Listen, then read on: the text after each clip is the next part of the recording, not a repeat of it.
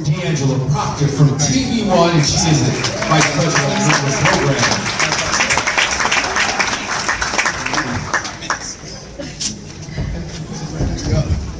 Cast Sigers-Beedles, who wrote the screenplay.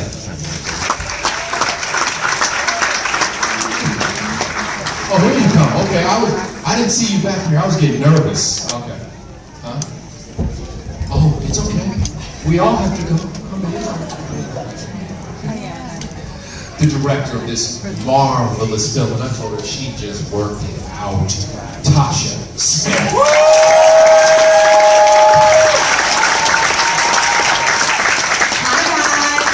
Isn't it something when you're a talented actress and now you're taking over behind the camera too? Oh my God. Leave them some jobs. Leave them some jobs, girl. And of course the star of this movie. Yeah. What are you wearing tonight, by the way? Because you came dressed. Yes.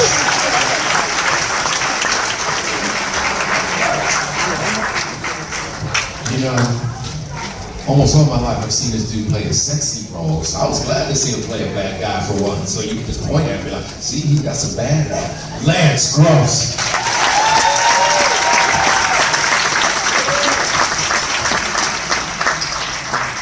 Now we also have two very important people here tonight, and the first is we do have Tasha Smith here from TV1. Also, you're a good cheer. You got to figure out the cheer situation.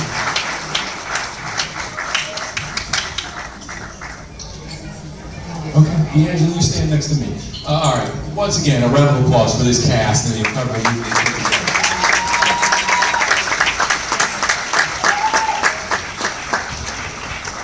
Oh, Lance, you're a gentleman now, huh? You're like, yes. After that movie, I'm gonna be a gentleman. We got a seat, D'Angelo, so come on down here. Or Lance, you come down here. I want to start with D'Angelo because you greenlit this project, and really, what about this project stood out to you, and why were you so enthused to have this put on the screen? Well, I talked about it briefly about serendipity and how things just kind of conspire to happen. About a year ago, we premiered a movie called Love Under New Management, The Mickey Howard Story. How many people saw that? Yeah. See, I told y'all we're a tough crowd. But at any rate, we had the desire to take our true crime and justice fare and make it into a movie the same way we did with our unsung signature franchise.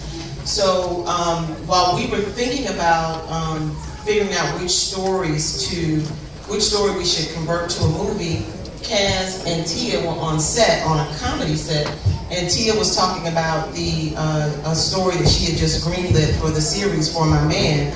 Kaz was familiar with the story because she had been working on it for years. So the universe just kind of came together and conspired to make this project, and we wanted to make sure that we told a story that actually humanized the victim.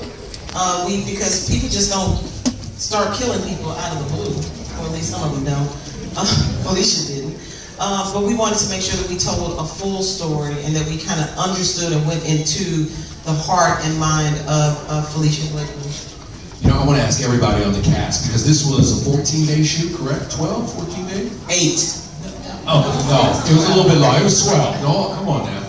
12-day shoot, but you pulled it off, and it seemed like a camaraderie, or at least a closeness among the cast. And I want to say everybody, Tasha, you were the first. Yeah, I mean, all of them are my friends and my colleagues, and just people that I love and adore, so that made it very easy for us to be able to work together. Lance and I have worked together before through T-Saw. He was a student of mine, and he's like my brother. And so when I called on him to come through and do this part, it was a blessing, and he did such a great job. And everyone's energy was very passionate because everyone had an objective to do a great job and to tell a great story and to hopefully touch lives through the Falicia Blakely story. You know, a lot of people may want to judge her and they may want to condemn her, but she's already spending the rest of her life in jail. You had that smile, boy. You know, the lead smile. When you see the lead smile, you're like, oh, everything's good, and all of a sudden your head butter. Damn. What's happening? For me as an actor, it was not judging Dino. You know, I knew I had to live in his truth. For me, I had to totally disconnect from who I am and become who Dino was. You know, I did a lot of research. I'm from East Oakland, California. Reached out to a lot of P's out there. Reached out to P's in Houston, P's in Atlanta. Yeah, I just knew I had to dive in. I prayed about it. I talked to my family. This was completely new. I tried to stay in it as much as possible. Did y'all stay in character while you were on set the whole time? Was that the deal? I was always telling them kiss. No, let me stop. Did you stay in character too? Did you stay in character the whole time? Almost definitely. Yeah. Without a doubt. How hard was it to play this role for you? It was very difficult to play Falicia. I think in the beginning when I first received the script and the sides for this role, immediately I judged the character because I was like, I ain't playing no stripper. You know, I was against it. Yeah, I was against it, and I didn't understand the art of acting. I feel that through doing this film is when I really learned the respect of an actor, because when I played Lisa Lopez in Crazy Sexy Cool, we had so many similarities as rappers, as a force to be reckoned with as far as having an aggression inside of our spirits, Lisa and I. And there was some similarities there where I had to do the work because I had to become her, and that was method as well. But it was so close to my character that I didn't have to work as hard. So when I got this script, there was some judgment that took place in the beginning. And then I took counsel, I seek counsel with my dad, and I said, what do you think about this? How would you feel about me playing an exotic dancer? And he expressed to me that in order to be taken serious as an actor, you have to play someone outside of yourself. You have to take on these roles, and I've always expressed that I wanted to do action. And my dad was just saying, well, if this ain't action, then I don't know what is.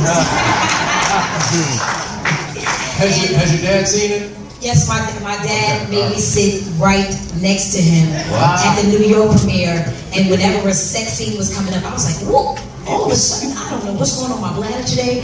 I have to go to the bathroom. I gotta go. So my dad, he put his foot on a seat in front of him, was like, nope, you ain't going nowhere, sit your ass down. We watching this together.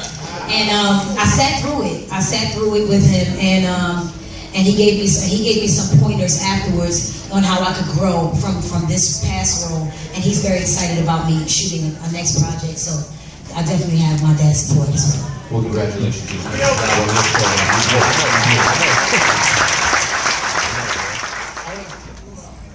You know, I just wanted to reach out to her. I actually reached out to her last night, and they told me it would take 48 hours for her to get back with me. And by this morning, I had a letter from Falicia, and you know, she was just amazed that I took the time to reach out to her, and that I allowed myself to be a vehicle to, you know, combat domestic violence. And it's crazy because, you know, even though my letter was to her and about her, she took the time to lift me up, you know, and to make sure I was good. And that was just, I don't know, I was shaking reading the letter. You know? Why are you shaking your head? That moment when I got plucked on my nose is pissing me off. It wasn't in the script. And more each day. It wasn't in the script. Lance, I don't know who came up with it, Tasha. You or Lance, because I keep giving it to you. I came up with it. Are you kidding me? I'm the director, damn it. I'm gonna let you have it. I came up with this shit, damn it. Now, you know what? I was looking at the scene and me thinking about abuse. I was doing a whole lot of research on pimps and abuse, and I had my experience with domestic violence as a young girl, and I had things happen to me as a young girl, and so I kept getting these visions while we were working of just things happening. It's like, damn it, I gotta trust it. Let me tell you how the story really went. Wait, tell us the real story. So Lance and Tasha had a talk apparently before the scene got started. And when She just thinks people had this conspiracy against her. Oh yes, I do. I mean, because the pluck, she didn't know the pluck was coming. No. I whispered to Lance, because I'm evil. I'm an evil director. Absolutely. I'm evil. Without a doubt. I whispered in Lance's ear and I said, hey Lance, I need you to do something in this scene when you say this line, plucker. He looked at me and was like, what the hell are you talking about, plucker? I said, just do it, okay? Because I have this thing on the set. I told them when y'all come to set, y'all got to do one thing. Just one thing. What was that? Whatever the fuck I said. Okay, and so, now after I got plucked, I had to stay in character, so this was a very hurtful moment for me. That just shows how much of a professional she is. I'm supposed to take it, baby. She stayed in character, but after I said cut, she cried. I sure did. Why did you cry on camera, damn it? It's true. And then she came to me and was like, are you okay? But then with that, we had more takes to do, and I didn't want to hear it again. No, but then tell everybody what she told you after that scene, and I cried, and she came to me and said, are you okay? No, this is as hard for me as it is for you. Lance, what did she tell you? What did she tell you? No, it was hard for me because I had to pluck you take after take. Right, but what did she tell you? I cried about it after the first time, so I'm like, Tasha, come on now. I was like, both of y'all better shut up and just do whatever the hell I say. And cry. She's a trooper, but she stuck it out. That is fantastic. By the way, which take did you use in the movie? I used the first one. Okay, there we go. That's shock. That was real shock. I adore Tammy. I only know her as an actor. She was working with me at T-Saw as one of my students. She's a friend, and directing her, she was honest. She was honest, and she listened, and she was willing to do and go wherever she needed to go emotionally in order to tell the story. I hope to work with her again. She's amazing. Yeah. Absolutely, me too, for sure. I felt safe with Tammy. It was something about her that was very motherly, and although she played a neglectful mother on screen, when Tasha would yell cut, there was this piece of Tammy that would always come out and say, I'm so sorry, baby, I would never treat you like this. You don't have to do this right. I do not treat my daughters like that. I'm a nice person. I know you can see me on reality shows, you know that's not real. You know, Tammy is a really good person. And she's a funny person. We laugh together. We've had talks. We've built together because we had to build a trust with one another as actors in order to portray the characters that we did on screen. We had to have a certain level of trust outside of that, and I thank Tammy for being open with me in that way, and just showing her gift and her talent and dropping in the way she did. I feel she was very vulnerable, and Tasha always commends her on being able to take off the makeup and take off the hair and do whatever Tasha asked of her as an actor and show that she was a true professional. And I mean, every scene that I've ever done with Tammy in this movie, I felt like I was working with a professional actor for sure. Tasha, what was the point where you knew everyone was in and you had them? Because you asked them to do some extreme things in this movie. So what was the point? Did you have a conversation at the beginning? Or did you, how did you work out? All the time. I think it's also the acting teacher in me too, that I really want to communicate with the actors all the time. Like I talk about the scenes, I talk about the character, I talk about the relationships with everybody, and we're prepping all the time. So I'm very hands-on, and I have conversations and we talk through it. But a difficult scene that we shot was the scene when we threw the alcohol on her in the room. That scene when he put her up in the corner. And mind y'all, we did this in 12 days, but can I tell them how much? Yes. No. Yes. Way under $1 million, okay? But no, it's all good because it was a story that I knew they were taking a shot at doing, And I knew that I had my homie Brooks come with me, you know he was gonna knock it out, right? But that scene when we threw that alcohol, we didn't have a lot of time to shoot it. Like our date was almost over. She had to be extremely emotional, and we had to figure it out like at the last minute.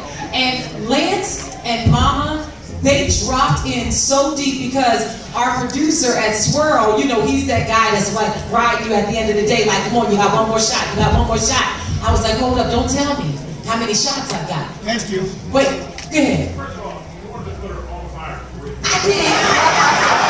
She sure did. I wanted to burn her. And I was ready to do it too. All right, so what do we have to put on my body? You know what? The whole thing is I know how we was gonna do that. that's what really happened. I mean, unfortunately, he really did set her on fire. And I definitely wanted to set her on fire, okay? But I'm not gonna tell y'all why we couldn't set her on fire, Sharon. But anyway, I was like, Mama, if you get murdered, you're on your own, baby, okay? We said, nah, we ain't gonna burn her, we just gonna threaten to burn her. But it was a very hard scene, guys. You know, the producer was like, hey, we got one shot. And I was like, we don't have one shot, just don't tell me I got one shot. And I ran over to Bruce and I said, Bruce, they said we got one shot, what we gonna do? Bruce was like, don't tell, look, ask them how many minutes we got. I said, damn, you smart. And I went over there like it was me. I said, hey, how many minutes we got left, damn it? He was like, 30 minutes. I ran to Bruce, we got 30 minutes. We got like the whole scene, all the shots, all the coverage done. And that was, woo! And Mama was in it, okay? And then Lance was in it. He had one take of that moment when he had her up in the corner.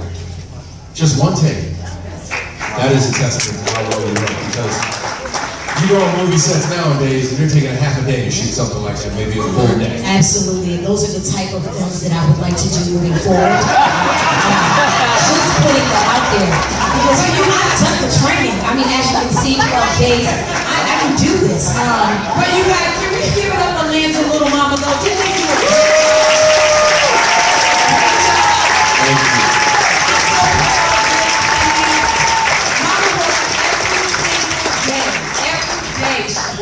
And every day she was willing to be as vulnerable as I needed her to be in order to show the vulnerability and passion of Falicia Blakely. So I'm very thankful and very proud. And I'm very grateful for all of y'all.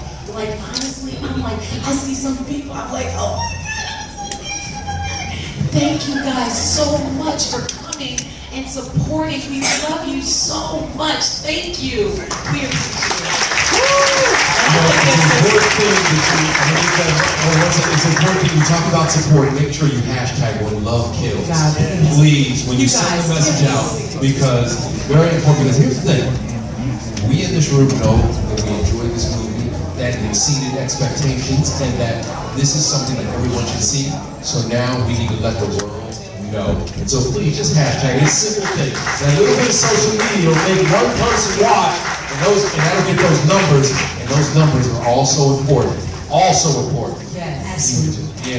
I was going to say the same thing. I'll say this. I'm talking about the DVD. You can shoot something in 30 minutes. Right. Shoot a whole scene. I fell in love with him when he was willing to sit in a room with me 16, 17, 18 hours a day and break down every piece of that script. I mean, we spent a lot of time together prepping, and I appreciated his time, that he was willing to go as hard as I wanted to go. You know what I mean? Because some DPs don't want to give you that energy and that time. And we sat down and we worked, right?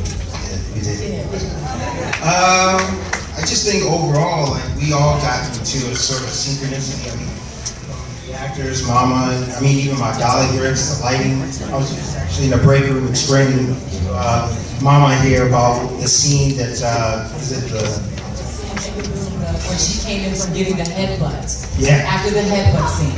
So that whole scene is lit in yellow light, and I know nobody else probably knew, but at the time, that decision came out of an instinctual decision of the color yellow being caution. And there's so many moments like that throughout the film that me as a cinematographer, I had to channel what the intention was coming from the actors versus Tasha versus what we wanted you guys to feel. Yeah, just creating the whole mise-en-scene. So in order to get there, like, I got so much energy from Tasha Lance and Mama and everybody. So it was a great experience. I'll tell y'all this, we came up with a word for every scene. Like, that's our secret. Don't give away the secrets. Don't give away the secrets. Take her mic before she It cost, it was a lot of years to come up with that. We did a lot of work, so other than that, fine. All right, real quick, we're gonna take a couple questions real quick. We'll take a couple questions before we let everybody go. Yes, sir. So, my name is Major. You do not need a microphone. I want to thank TV One, the cast, everyone involved, for getting from the audience standpoint a refreshing piece of art. Because I was like, okay, I really hope this one, quality-wise, exceeds, because we need things to push forward the culture, to represent us, especially in a time that's so tense right now, to really represent the excellence of where we come from.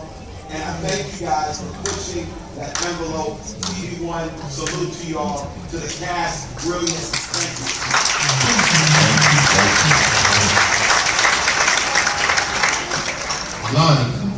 Lonnie, you gotta stand up. Don't sit there. Come on, Lonnie, you gotta stand up.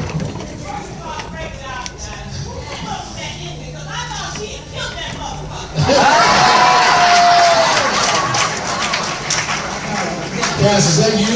Is that you?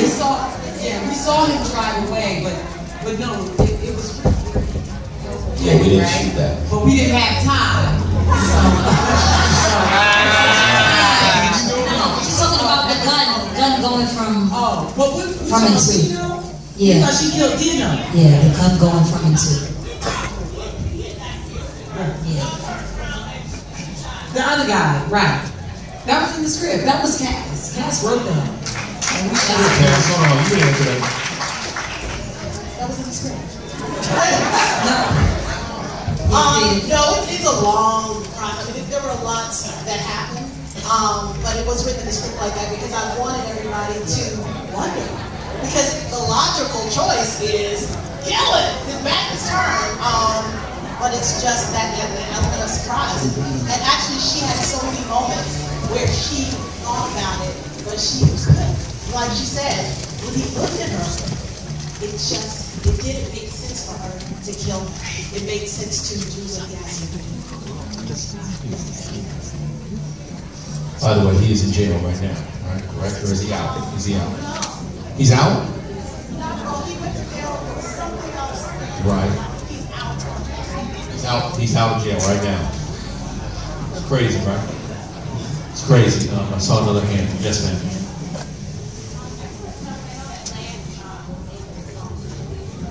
What? Oh no, prior to doing the role, I had spoken to Falicia. Cass had emails that came from Falicia that she would share with Tasha and us, the cast, about how she felt about it being done, and she was happy that the movie was being done because it can help young women. And that's part of the reason why I took on the role, because after being fearful of doing it, I realized that it's a form of ministry to be able to become a character and then be able to explain it to young women, and help them to know the power in their choices and to prevent young women from ending up in situations like these. So that was what I saw in doing the role, and to get her approval, it made me feel even more comfortable in doing it. All right. Yes, sir.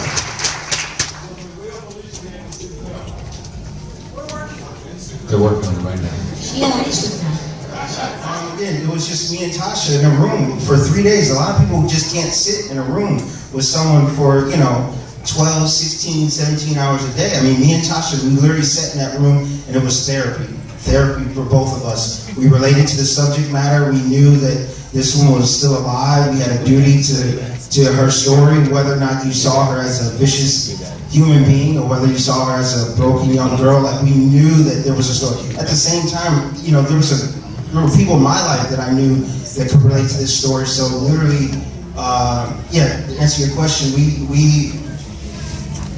it's all about the prep. It's all about the process and the work. The same kind of work that Mama did and Lance did with Tasha. It's really about that. I mean, once you do that, everything else just pours out of your skin. It's so easy to just become creative once you know what you're trying to say. And can I say something too? I think that our prep work is what connected us, even to this day. We spent so much time together working through the script and the characters that by the time we got on set, it wasn't about pressure, I don't feel, because no pressure. We were so clear about everything we did was on purpose. Nothing was spontaneous. Nothing was, oh, let's try to figure out what we're going to do in this shot. Nah, we already knew every shot, every reason, every circumstance, why the lighting was this color, why the shot, why we used the dolly, why we didn't, why we had a handout, why we didn't, what we were on sticks, we were so clear about everything. And honestly, the thing that I learned the most about being a director is that take advantage of the prep time. Work harder. Put in more time. Go above and beyond what's required of you. And that's why I love Bruce as a cinematographer, because he's willing to do that. He doesn't show up with all his tricky little camera tricks and shit. He puts in some work, and I love you, baby. Congratulations. And by the way, I also think that it's important that we are now seeing in Hollywood, thank you TV1 for giving another female director an opportunity.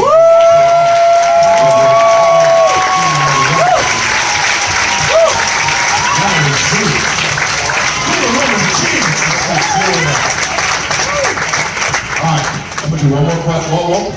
What's that? Awesome. Let me just tell you.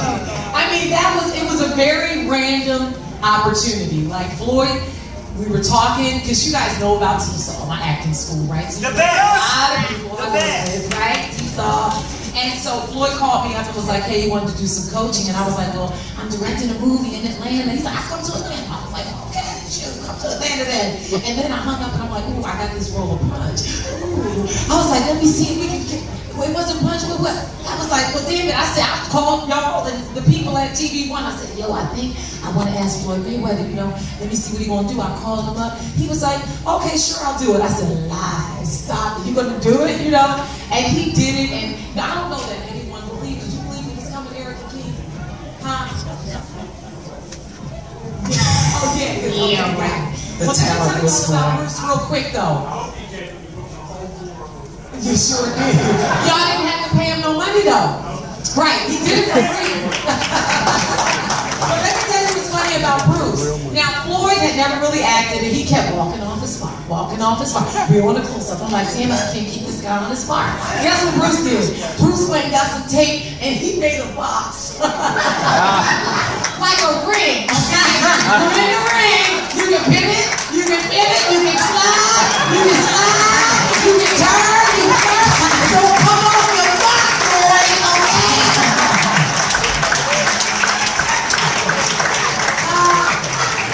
One more question. On his mark, y'all. One more question right here. My name is Jensen Atwood. I'm an actor. What's next for Tasha? What are you directing next? I don't know what I'm directing next. I don't know what I'm directing next.